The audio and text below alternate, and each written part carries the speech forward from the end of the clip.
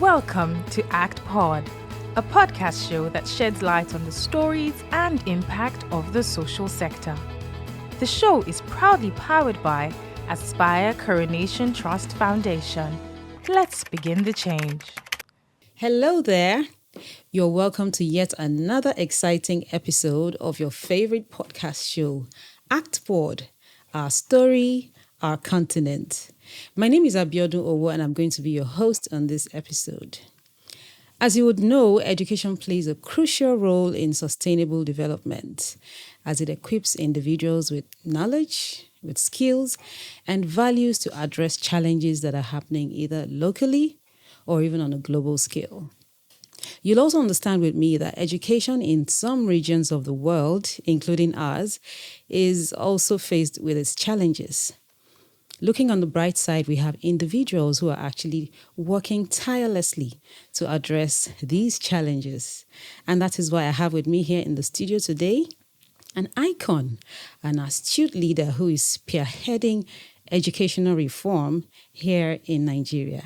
She is the Chief Executive Officer of Teach for Nigeria, which is a movement of leaders working to address educational inequity in Nigeria. Please make welcome Folawe Omikunle.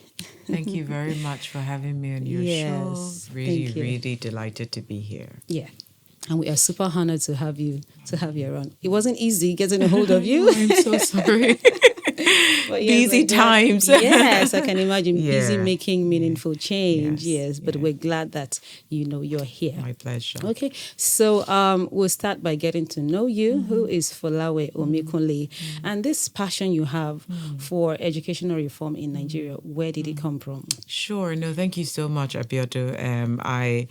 I'm the daughter of Funke and Olajire Omikunle, Nigerian, and I come from Oyo State, but I was born here in Nigeria and raised across Nigeria in Benin Republic. Went to school here in Nigeria, and I've always wanted. I feel like I've been that child where people probably thought I was going to become a lawyer because growing up, I was the child who would talk a lot, who would advocate for someone, who would, defend. Which one? Yes, exactly. And so I feel like this, when I think about growing up, it was almost immediate that people would think I was going to become a lawyer.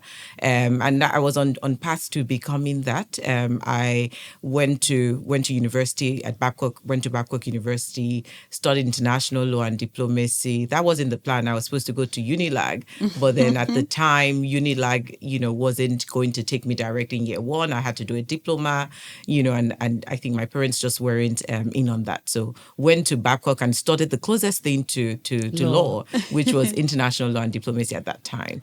And going through Babcock, actually, I fell in love with the program. And the program also, I think I was thinking a lot about myself at the time. And the program inspired me to wanting to become a diplomat. And so I remember a particular course on immunities and privileges of diplomats, free from duty and taxes and all these privileges and immunities that one had. And so I wanted to become an ambassador one day, for Nigeria, and I was on track to doing that. I remember that the first time that I would say that I visibly remember experiencing inequities and inequality was perhaps when I went for my National Youth Service Corps. And I served in Kaduna State. And I remember arriving in Kaduna State and the journey and drive from the airport to the NYC camp was one that really shocked me. And I wondered, what country I was in because the bubble that I had lived in between Lagos and Ogun State, did not look like where I'd arrived to. And I saw a lot of Almajiri children. I saw a lot of children on the street who were, carrying bowls and literally begging for alms or just begging for food. And while we were on camp, this also was the reality. Like, we'd find these children who would come from the villages nearby and just, be around us, while we were on camp. And I always wondered, like, school was still in session because it was like the second quarter of the year that had gone for my youth service, and why these kids were not in school, and that was when I started to realize, the issues around the out of school children, facing the country, particularly in the North.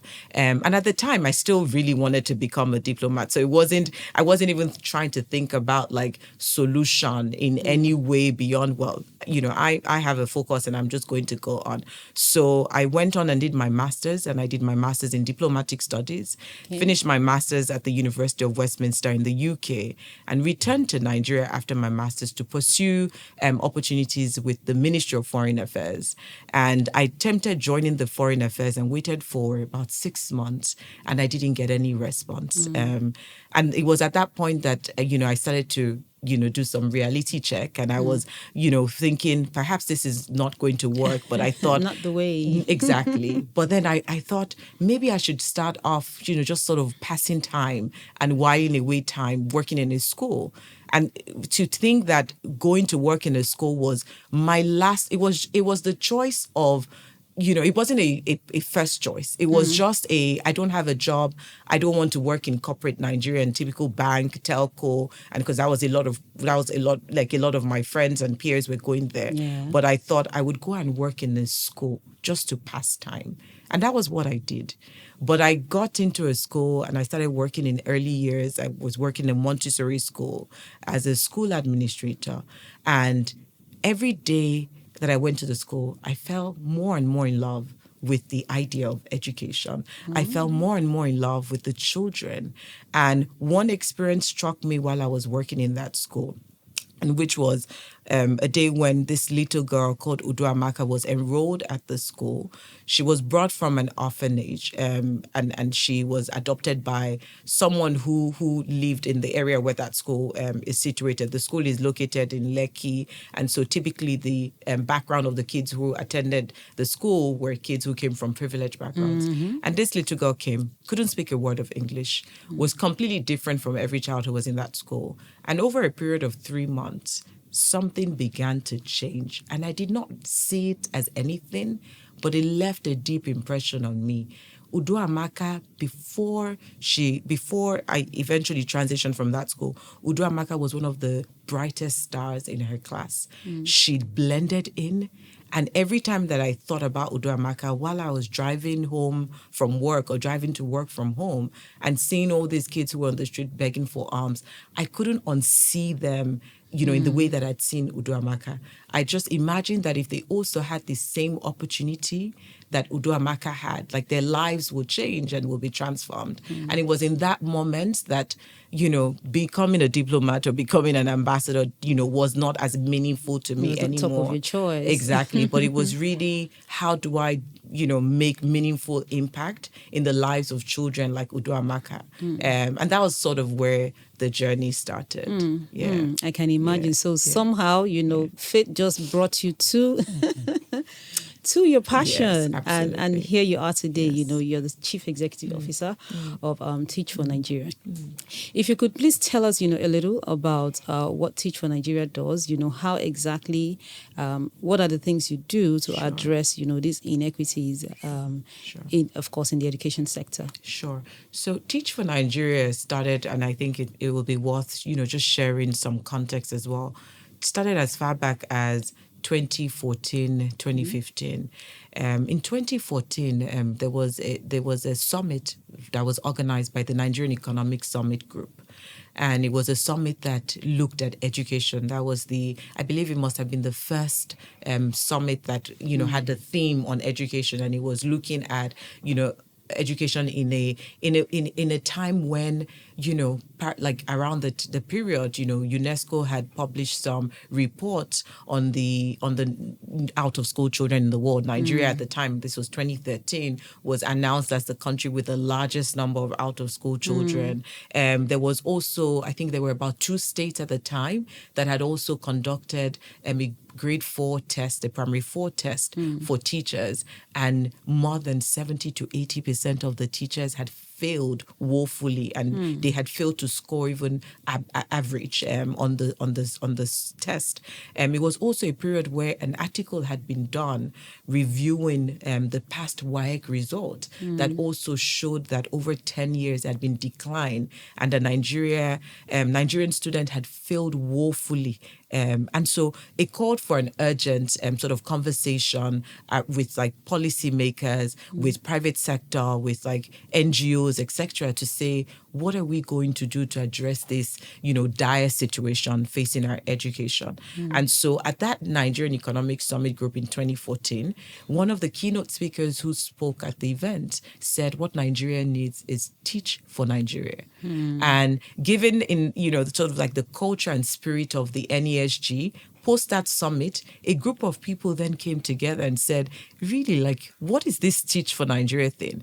At the time, they were thinking of it as an idea that sort of was just to, recruit teachers and just have teachers placed across schools. But the more they got into it and understood the concept and the approach, because of course, Teach for, exists in multiple countries beyond just Africa. There are lots of countries, Teach for America, Teach for India, Teach for China, who sort of pioneered this. And so they were able to learn and understand sort of like the approach and the deeper, impact that these organizations were making in these different countries. And which is really that it's the issues facing education is so complex, is so multifaceted that there's not one single solution that is going to fix it.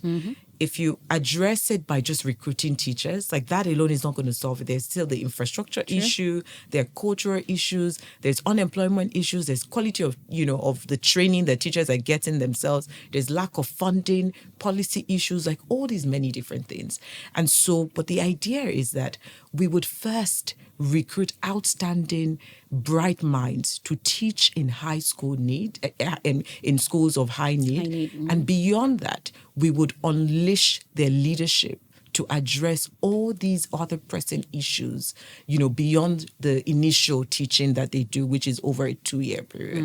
And of course, that made a lot of sense. And so what Teach for Nigeria does really is that we're developing and mobilizing a critical mass of promising, committed, passionate, dedicated leaders for the education ecosystem so that they're addressing the issues facing education in the long term and in a sustainable manner. So over the last 8 years, we have recruited 1,500 plus individuals who are university graduates, young professionals, and they go through a rigorous, selection process. There's like sort of like a set of criteria. You have to be younger than that. You have to be not older than 35. Okay. You have to have a minimum of a 2-1. You have to have a university degree, and you have to have, you don't have to have an education degree. So you could have, from diverse fields. You must be Nigerian. And so we have, a set of criteria that we select based on, they go through an online test, they do one-on-one interviews, they go through an assessment center, they have to do teaching simulation, all of those things to also assess their leadership and assess their real commitment, because this is not just a job. This is really a calling and it's a purpose. So we go through that. And then, of course, we just don't put them in the classrooms right after that selection. We also provide training opportunities so we start with a pre-service training. It runs over a 6-week period, and it really is focused on ensuring that they're able to have the pedagogical skills, the ability to teach successfully and to teach effectively as they go into the school. So we provide that training, but also leadership development and immersion into the communities that they're going to work in. We place them in really difficult communities, and the mindset needed to persevere and stay in those types of communities and still have hope and innovate while you're there, is one that, requires a lot of, you need to have something existing with you, but we also need to work on ensuring that they continue to build their grit and they continue to persevere through it. So the 6 weeks does that preparation. And even sometimes we've had people who say, actually, this is not what I'm cut out for. And they step out after the institute or even before the institute, the training program. So we do that. And then we place them in the schools and continue to provide ongoing training and coaching throughout the 2-year period. In terms of the leadership piece, where we're mobilizing and channeling their energies to solving issues in education, in the 2nd year, we require them to do something called the Be the Change Project. Okay. It's a social impact project that allows them to identify problems hindering and creating barriers to accessing education in their communities. And then they have to implement that project before graduation. It's mandatory. And so what we found is that it's a channel and an opportunity for us to develop, entrepreneurs, social innovators, to address issues facing education. So, it's been 8 years on. We now have individuals who have launched institutions that are training public school teachers in service. School Linker Kayode Oluwaseun is one. We have another lady, Aramide Oluwaseun, who has also launched a free school, a tuition-free school for out-of-school children, because during the fellowship, she realized that there were kids, while she was teaching kids who were in school, there were lots of kids who were out of school. So now she runs this free school. And we have another initiative run by Bosede Ogido that is called Child Support Initiative. They provide sanitary banks in schools across Ogun State and even in some schools in Kaduna State. And girls are able to access sanitary towels during their menstrual cycle. It was one of the challenges that she encountered while she was teaching on the fellowship, where she realized that girls were absent from school during their menstrual cycle. So that's another, solution that she is creating. We have someone who launched an organization called Waste for Desk. And so that initiative gets students and parents to bring recyclable materials, cans, PET bottles and things like that. And then they sell it to recycling companies. They purchase planks and things and nails, and they make furniture for schools. And so the idea really is, how do we cultivate as many dynamic individuals who are addressing issues facing education in many different ways, because we alone cannot solve the issues, but we need many soldiers who understand the issues and who are willing and committed to solving them. So sort of that's what we're doing in a Awesome. nutshell. I wish I had a Shakira head. I like the fact that, you understood the underlying causes, the underlying, what exactly is responsible for these problems. And you know that it is multi-pronged. You cannot just use, one approach to tackle these challenges. And I am so, I'm impressed that, even the leaders that you have developed, they have gone on to start initiatives of their own. You would think that teaching is one of those jobs that people pick up when there's no other thing to do. Maybe they've tried other forms of employment and they didn't get it. Okay, so let me go and teach just in the meanwhile. But I'm happy to hear that your fellows have gone on to not just, become great teachers. You've also, of course, invested in their professional development. And they are going on to also start initiatives. And, before you know it, that continues to spread and spread, one child at a time, one school at a time, one community at a time. I think you're doing a lot, and, you deserve your flowers. Thank you. All right. So, You've told us that, you don't. It's not just about, training at the beginning. You also, invest in their professional development. And I assume that you are in different parts of Nigeria. Now we are multicultural. Are there peculiar issues, that you face even while you're trying to do good? While you're trying to do this, in good faith, that you experience, and how have you been dealing with them? Sure. I first of all think that one of the biggest challenges that we have faced has been just like the mindset, with engaging stakeholders. And I think it cuts across like different like stakeholders, from donors to stakeholders, around like even the communities you're working with, to, when I think about the work we do, we work in deep partnership with government institutions and agencies. So the ministries of education, the Teaching Service Commission, the State Universal Basic Education Board, and we have that across all the states that we work in. Nigerian education is on the concurrent list. We operate a federal system, and so you have education on the concurrent list, which puts responsibility in the hands of like different levels of government. So the state government, for example, is responsible for secondary education, and then local government is responsible for primary education. But then there's also support from federal government through the Universal Basic Education Commission. So you have like all of those overlaps that also then bring many diverse stakeholders. And I think the biggest challenge, I'd say, because I can name 1, 2, 3, 100 challenges, but I'd say has been sort of like the mindset around what will change education. I think there is an impatience. First of all, where we have found ourselves didn't happen overnight. It's taken several years for us to get to this point of decay in our education system.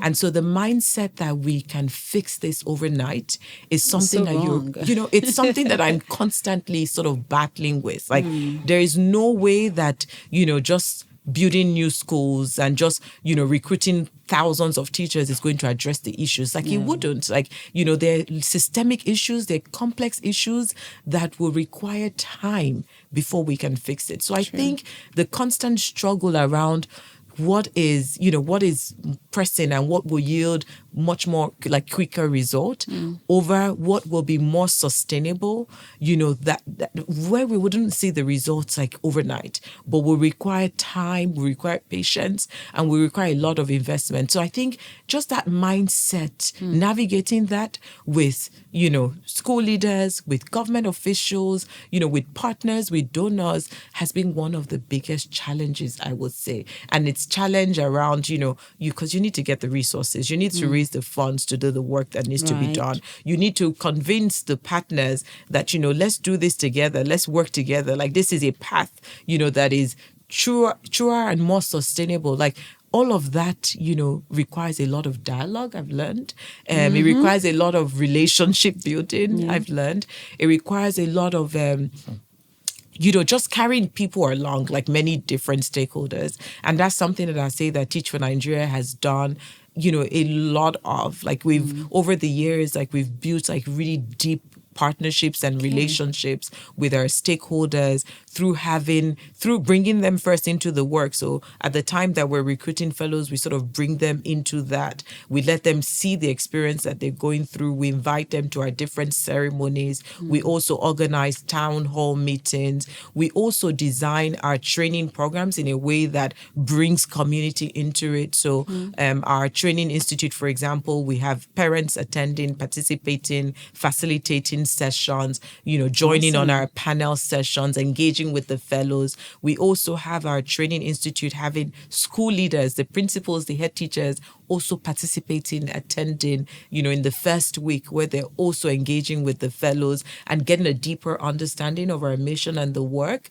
And, very exciting. Like I've gone into communities where there are head teachers and their school leaders who haven't even interacted or come into any of our trainings. Maybe they've attended meetings, but then they're using language and talking about the vision in ways as if they've gone through the fellowship and as if they've been through. And that gives me a lot of joy, but it's taken a lot of time, patience, intentionality around really cultivating those relationships, investing in them, and really just getting them to see that we're working together, for the same purpose, but not to just try and put band-aids on the issues that are facing education, but, really looking at how do we work together and collectively to treat the rooted issues and the deeply rooted issues. And so I would say that would be the biggest challenge. And I think the cultivating relationships is like how Teach for Nigeria has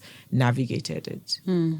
Right. We cannot, we definitely cannot work in silos. We definitely need to work together. Yes. That's, Yes. partnership. We keep talking about collaboration because you can only go as far, Yes. but when you have other partners with you, then Absolutely. you go even farther. Oh, yes. That is so That's true. the only way. That's the only way that we can really address this. I mean, especially like with education injustice, there's no way one single organization or one single person can solve it. Like there are multiple stakeholders, different NGOs that are working in the space need to work together more collectively. Donors as well need to fund, intentionally, and also give resources to people who are closer, to the issues and who are addressing the issues on ground and at local level. Government also needs to be more collaborative, in the ways that they're working, and more enabling as well. So everyone really just needs to work together, and parents as well have a role to play, and community members. Maybe to share this story, recently, we had a school that we had placed fellows in 7 years ago, and there was this girl, Fatima, who such a bright girl. At the time, she wasn't able to read and write, and this fellow really invested time in supporting her to read, and before we knew it, she became fluent. She was reading, and she was one of the bright stars in the class. Fast forward some months ago, we were looking to sort of like, have her share her story, only to go back into the community and find out that this girl had been married off. Could imagine. And when we engage with the school leaders and community members and even alumni, apparently they tried to intervene and try to stop, getting her to leave school. But we heard that, the school leaders and those who tried were threatened by the community members and her family if they interfered with their process. And when I think about that, like, that is a challenge. That is a challenge in cultural itself. and traditional Exactly. issues. And it's going to require the effort of working with religious leaders, working with community members, working with parents to get to a point where, yes, Fatima, can get married, at some point.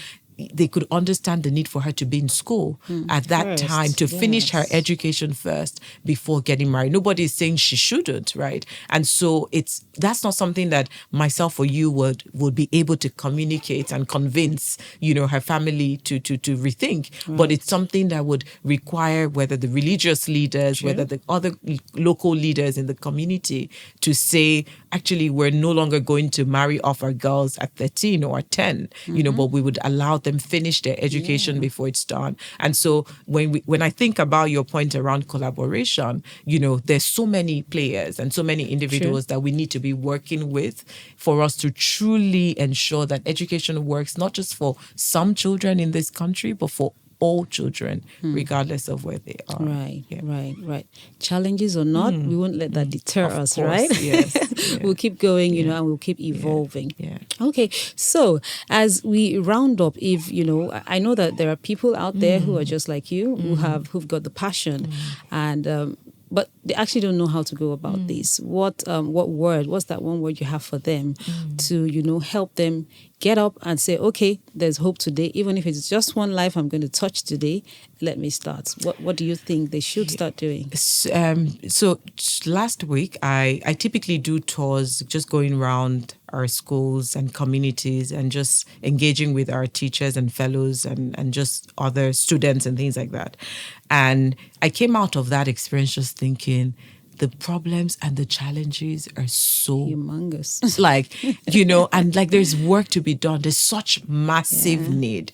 Anyone looking to, whether it's in education, whether it's in health, is just to start from where you are. Like, it doesn't need to be perfect. It doesn't need to be, sophisticatedly put together. Like Teach for Nigeria was already operating. I was saying to someone yesterday, a year in, and we weren't even incorporated yet with the CAC, right? But we were working on our plans, building the partnerships, listening to people, organizing focus groups to try and really understand the issues and dilemma. And so really to anyone who is looking, like, just start from wherever you are and listen. I think one of the things that, we tend to also do is assume that we know and we fully understand the problems and the challenges facing. No, we don't. And so it's important to really, in whatever form or shape, like, it's not enough to just rely on the literature, in the books, in the libraries, and on resources on the internet, but really connect with the local people to understand what the issues are, what the realities are. I was in one of those communities, and I realized that children are out of school during the harvest and sowing period because the parents have to have their children supporting them and working with them. On the farm. But prior to that, like, it was just like, oh, well, kids are out of school because, they don't have the uniform, they don't have this. Like, we could come up with 1 million reasons why not. But I never thought about how sort of like, the agrarian culture season, impacted on, being out of school and access to school. And so I think it's just super important, whatever sector, to really listen, to do your research. It might be in the informal ways that you might get some of the deepest insights that could enable you to make really deep and lasting impact. And so really my advice is start from wherever you are, but listen to those who are closest to the problems that you're trying to solve, and see how you could work in true partnership, bringing them along on the journey, regardless of how they sound, because they might not sound like you and I, Abiodun, but then really thinking about how they can also be partners in solving and addressing the issues that you're trying to focus on, and the cause that you're trying to address. Very well noted. Yes, start where you are. Start with what you have as well. Yes. Awesome. Yes. Okay, let's talk about ACT Foundation and Teach for Nigeria. Yes. What was the relationship like? So when I think about ACT Foundation, I do not think that Teach for Nigeria today will be where it is if not for organizations like ACT.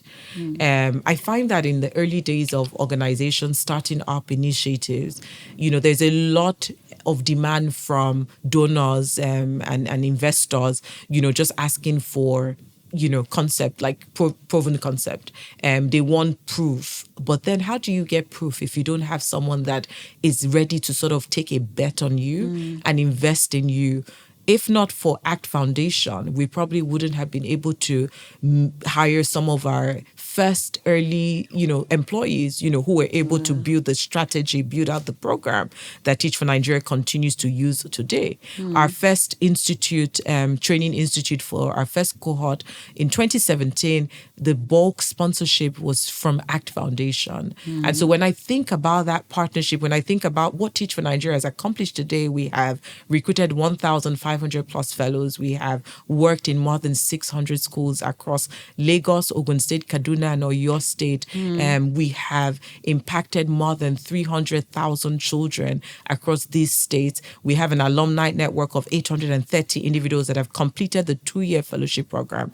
If we did not have donors like ACT Foundation in the early days, we would not be sharing and recording all of these successes that we now have today. In fact, our M&E, some months ago, we had an independent evaluator published report on the impact of Teach for Nigeria, which by Rand Corporation, which saw Teach for Nigeria students gaining 3 to 6 months extra, like on top of their grade level, 3 to 6 months extra learning gains in comparison to students that didn't have Teach for Nigeria fellows. Like that is huge. And I remember that before we embarked on that evaluation, we had to go through another evaluation to assess our readiness for that type of evaluation. ACT Foundation funded the setting up of our M&E unit. Wow. And so if we didn't have that, we wouldn't have been able to get this today, So just to share, how deep that impact is, might have been early, but then those early sort of foundation and infrastructure has enabled a lot of growth and progress and successes that we have recorded till date. And so I'm eternally grateful to ACT Foundation, eternally grateful to Osayi for really believing in us and investing in us in those early days. Because we're all over, we were definitely not as, together, as we were, but she took a bet on us. And I mean, look at how many communities and lives have been impacted as a result of that. So, awesome. Yeah, awesome. massive. I think my head is like double its size now. Yes. I'm proudly, a member of the family. Oh, yes. Thank you to and you we're and your super glad, team. to have partnered with you and to see, how much you have grown. Yes. Okay, I hate to stop, but we just have to go. So finally, how can potential donors, partners, funders, how can they find you, online? Sure. We are on our website. We are on www.teachfornigeria.org, www.teachfornigeria.org. And then on Instagram, we're Teach for Nigeria, Teach FOR Nigeria, one word. On Twitter, which is X, we're Teach for Nigeria. So it's Teach number 4 Nigeria. And on LinkedIn, we're also Teach for Nigeria, same as the Instagram. And so you can find us on our social media platforms. You can also find us on our website. You can send us an email at info@teachfornigeria.org. So info@teachfornigeria.org. And we'll be more than happy to engage you and share ways in which you can also support our organization or collaborate with us. We're open to partnerships. So it's not just about funding. I mean, funding is great and we welcome that, but also just about ways in which we can collaborate in the different communities and schools that we're working in. So I look forward to hearing from many different people who also want to continue to push this envelope forward. Thank you. And you will. Thank you so much, Folawe, for coming again. I so much I share your passion. I love your story, and we hope that you continue to grow even in the great work that you are doing. And that is where we call it a wrap on today's edition. Have a beautiful day. Bye. Thank you. Thank you for listening to ACTPod. For inquiries and feedback, please reach us on actpod@actrustfoundation.org. Follow us on social media at ACTFoundation_ on Instagram and Twitter, and Aspire Coronation Trust Foundation on Facebook. The show is proudly powered by Aspire Coronation Trust Foundation. ACTPod, our story, our continent.